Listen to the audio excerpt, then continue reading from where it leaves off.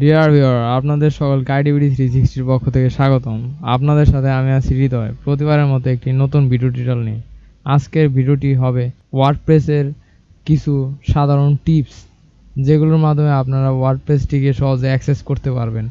এটি সাধারণত শুরুর দিকে একটু প্রবলেম হয়, তো আমি এই প্রবলেমটিকে সলভ করার চেষ্টা করছি কিছু টিপসের মাধ্যমে। চলুন দেখা যাক কিভাবে এই কাজগুলো করা হবে। প্রথমে আপনি আপনার ফাইলজিলার মাধ্যমে এফটিপি সার্ভারে কানেক্ট করুন। এরপর পাবলিক আন্ডারস্কোর এইচটিএমএল এখানে ক্লিক করে এটার ভিতরে প্রবেশ করুন। আপনারা খেয়াল করলে দেখতে পারবেন এখানে ওয়ার্ডপ্রেস নামে একটি ফোল্ডার তৈরি হয়েছে। এই ফোল্ডারের ভিতরে আমরা আমাদের ওয়ার্ডপ্রেসের যাবতীয় ফাইলগুলো আপলোড করেছি। এখন যদি আমরা আমাদের ওয়ার্ডপ্রেস সাইটটিতে অ্যাক্সেস করতে চাই, তাহলে আমাদের ব্রাউজার ওপেন করে সেখানে আমাদের ওয়েবসাইটটি টাইপ করতে হবে। আমি আমার ওয়েবসাইট webamar.tk লিখেছি। এখন যদি আমি এখানে এন্টার প্রেস করি, তাহলে আমরা এরকম একটি পেজ পাবো। এটি আমাদের মূল সার্ভারে, অর্থাৎ যে ফোল্ডারে আমরা ওয়ার্ডপ্রেসটি রেখেছিলাম সেখানে অ্যাক্সেস সরাসরি করছে না। এর জন্য আমাদের এখানে ওয়ার্ডপ্রেসে ক্লিক করতে হচ্ছে। এরপর আমরা আমাদের মূল ওয়ার্ডপ্রেসটিকে অ্যাক্সেস করতে পারবো। কিন্তু একজন সাধারণ ইউজার যারা আপনার ওয়েবসাইটটিতে ভিজিট করতে আসবে, তারা অতিরিক্ত নিশ্চয়ই আপনার ডোমেন নেমের পরে এই অংশটুকু লিখে টাইপ করে এন্টার প্রেস করবে না। তো আপনি এটি কিভাবে সমাধান করবেন যাতে আপনার মূল ডোমেনটি লিখে আপনার এই মূল ওয়ার্ডপ্রেসের পেজটি অ্যাক্সেস করতে পারেন। আবার আপনি যদি লগ ইন করতে চান, যেমন অ্যাডমিন লিখে এখন যদি আমরা এন্টার প্রেস করি, তাহলে আমাদের এরকম একটি এরর দেখাচ্ছে। তো আমরা আমাদের ওয়ার্ডপ্রেসে আমরা অ্যাডমিনরা মানে অ্যাডমিনিস্ট্রেটর কিভাবে অ্যাক্সেস নিতে পারে, এর জন্য আপনাকে প্রথমে এই পুরো অংশটুকু লিখে তারপর wp-admin এই অংশটুকু লিখে অ্যাডমিন এন্টার প্রেস করতে হবে। এরপর আপনারা আপনাদের ওয়ার্ডপ্রেসের ইউজার নেম এবং পাসওয়ার্ড ব্যবহার করে এটিকে লগ ইন করতে পারবেন। খেয়াল করে দেখতে পাচ্ছেন আমাদের এখানে অতিরিক্ত একটি ওয়ার্ডপ্রেস লিখতে হচ্ছে। যেহেতু আমরা এই ফোল্ডারটির ভেতরে আমাদের মূল ফাইলগুলো ওয়ার্ডপ্রেসের ফাইলগুলো রেখেছিলাম, তাই আমাদের অ্যাক্সেস করার ক্ষেত্রেও আমাদের সেই ফোল্ডারটির নামটি টাইপ করে তারপরে আমাদের মূল ওয়ার্ডপ্রেসে অ্যাক্সেস করতে হচ্ছে।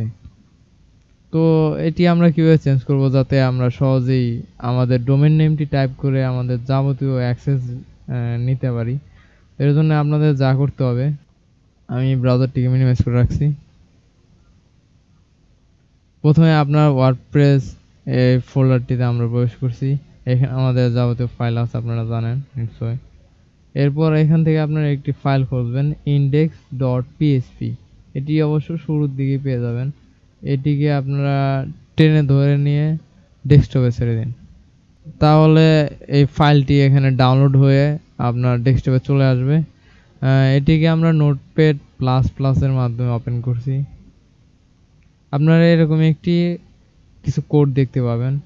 এই কোডের এই অংশটুকু আপনারা আপনার ওয়ার্ডপ্রেসের ডিরেক্টরি দেওয়া থাকে। এখান থেকে আমরা যে অতিরিক্ত ফোল্ডারটি টাইপ করেছিলাম ওয়ার্ডপ্রেস, আমরা এই ফ্ল্যাশের আগে এই ওয়ার্ডপ্রেস কথাটি পেস্ট করে দেব এবং এখানে একটি স্ল্যাশ ব্যবহার করব। এরপর আপনার এই ফাইলটি সেভ করুন। আমরা ফাইলটি সেভ করে নিয়েছি কন্ট্রোল-S প্রেস করে। এরপর আমাদের মূল ডিরেক্টরি বা রুট ফাইল হলো এটা, কিন্তু আমাদের যাবতীয় কাজ অর্থাৎ আমাদের ওয়েবসাইটের যাবতীয় কাজগুলো হবে এটা। অতএব আমরা ধরে নিচ্ছি এটা আমাদের রুট ফাইল, যদিও এটি আসলে রুট ফাইল না, তবুও এটি রুট ফাইল ধরে নিচ্ছি। আমাদের এখন এই ফাইলটিকে এই রুট ফাইলটিতে আপলোড করতে হবে। তো আমি এটিকে টেনে ধরে এখানে ছেড়ে দিলাম, আপলোড হয়ে গেছে। এখন আমরা একটু রিফ্রেশ করব। এটিকে আমরা আপাতত মিনিমাইজ করছি। এরপর আপনি আপনার ব্রাউজারটি ওপেন করুন। এখন দেখা যাক কি হয়। প্রথমে আমি আমার ডোমেন নেমটি লিখে এন্টার প্রেস করে দেখছি কি হয়। দেখতেই পাচ্ছেন এখন আর আমাকে সেটি শো করছে না। এখন আমি সরাসরি আমার ডোমেন নেম টাইপ করে এন্টার প্রেস করে আমার মূল ওয়ার্ডপ্রেস সার্ভার প্রবেশ করতে পারছি। আমি আবার পুনরায় নতুন ভাবে দেখাচ্ছি। ব্রাউজারটিকে ক্লোজ করে আমি ব্রাউজারটিকে ওপেন করছি। এরপর আমার ওয়েবসাইটের ডোমেইনটি টাইপ করছি। ঠিক আছে, এখন যদি আমি এন্টার প্রেস করি তাহলে দেখতে পাচ্ছেন আমরা আমাদের মূল ওয়ার্ডপ্রেসের প্রবেশ করে ফেলেছি। আমাদের আর এখানে অতিরিক্ত কিছু লেখার প্রয়োজন পড়ছে না। এখন দেখা যাক আমরা এর মাধ্যমে সাধারণ ইউজারদের জন্য সহজেই ডোমেইনটি টাইপ করে আমাদের মূল ওয়ার্ডপ্রেসের ফোল্ডারটিতে প্রবেশ করতে পারছি। এখন দেখা যাক আমরা কিভাবে ওয়ার্ডপ্রেসে অ্যাক্সেস নিতে পারবো সহজেই।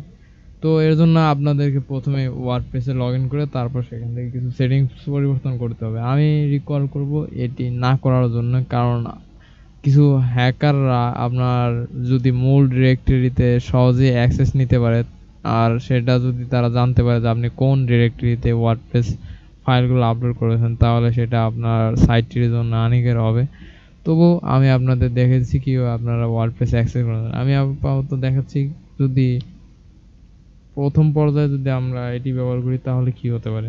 প্রথমে ডাবল স্ল্যাশ ব্যবহার করে এখানে আপনি আপনার ওয়েবসাইটটি টাইপ করুন। এরপর যদি আমরা এটিকে অ্যাক্সেস করার চেষ্টা করি এইভাবে ডাবল স্ল্যাশ দিয়ে, এতে আমাদের অতিরিক্ত ওয়ার্ডপ্রেসটি লিখতে হচ্ছে না, কিন্তু এই প্রক্রিয়া আমরা আপাতত অ্যাক্সেস করতে পারবো যেহেতু আমরা সেটিংটি পরিবর্তন করিনি। তবু আমরা দেখে নিচ্ছি যে আমাদের কি শো করে। দেখতেই পাচ্ছেন আমাদের এরকম একটি এরর মেসেজ শো করছে। তো আমরা এটিকে সেটিংসটি পরিবর্তন করে এই প্রক্রিয়া কিভাবে অ্যাক্সেস করব সেটি দেখাবো। তো আমরা আমাদের ওয়ার্ডপ্রেস যে ডিরেক্টরিতে রেখেছিলাম সেই ফোল্ডারটির নামটি টাইপ করছি /wp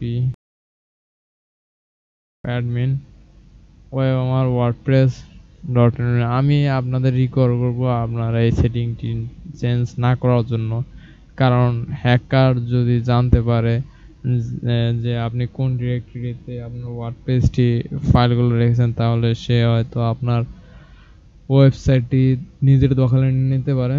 তো এই প্রক্রিয়া হয়তো হ্যাকারের পক্ষে একটু জানা কষ্টসাধ্য হয়ে যাবে এবং আপনার ওয়েবসাইটে অবৈধ অ্যাক্সেস থেকে রক্ষা পেতে পারে। তারপর আপনাদের দেখাচ্ছি কিভাবে আপনারা এই অতিরিক্ত ডিরেক্টরি না লিখে আপনার ওয়ার্ডপ্রেস সাইটে অ্যাক্সেস নিতে পারেন। তো এখন আমরা এন্টার প্রেস করছি। তো আমরা এই পেজে আমরা ওয়ার্ডপ্রেসের পাসওয়ার্ড এবং ইমেল অ্যাড্রেস ব্যবহার করি। আমরা আমাদের ইউজার নেম এবং পাসওয়ার্ডটি দিয়ে দিচ্ছি। এখন লগইনে ক্লিক করলে